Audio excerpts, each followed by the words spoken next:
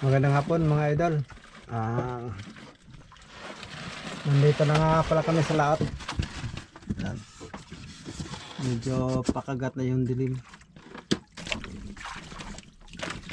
At napakakalmada ng panahon ngayon. Napakagandang mga wil.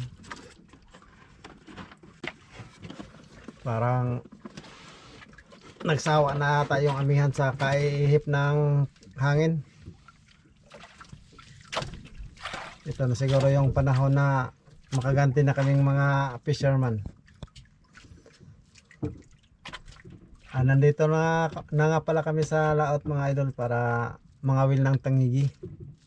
Kasi uso ngayon ng tangigi, kaya ito muna yung hanap buhay namin. Yung pamain namin ay yung turay. Nahuhuli sa basnig, nag-amot kami ng kaunti. Yan. Ayan mga idol, kasama ko nga pala si Gillard. Yan, ang nag-iisa kong gwapong anak.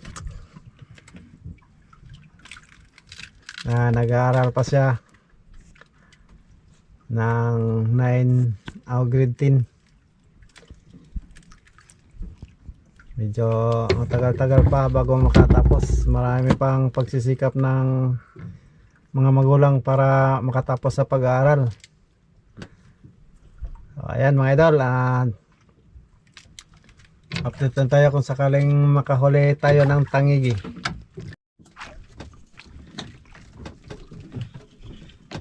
Yan mga idol, nakahuli na. So, malapit na. Tagal kasi nag-open yung GoPro. Yan, nakahanda na si Gillard para kawitan yung nahuli namin.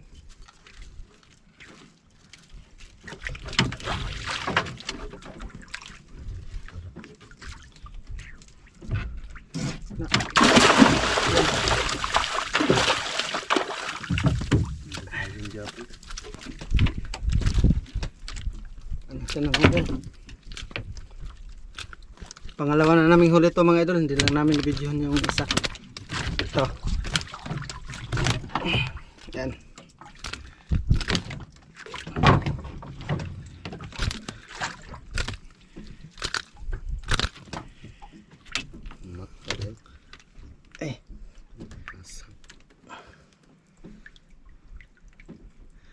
Masurtihin talaga ito si Gillard. Nakadalawa na kami, maaga pa lang. May nakabitaw pa na isa.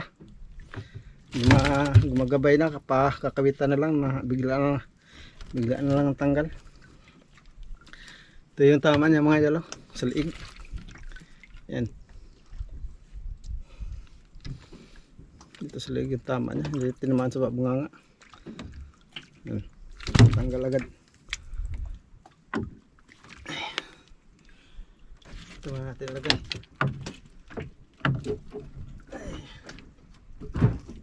Yan.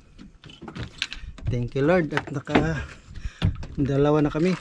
Tatlo na sana, kaso yung isa kakawitan na lang, bigla lang nakabitaw. Tapon naman yung nanay isda. Okay, deliver boss. Wala ka na porsyento. Tagal lang ko mo. Gamay.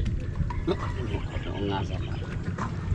Lalo yung tangigihang sa boss. Murag tangigi. Bayot na. Bayot ng tangigi ha? Tangiging bayot. Oh.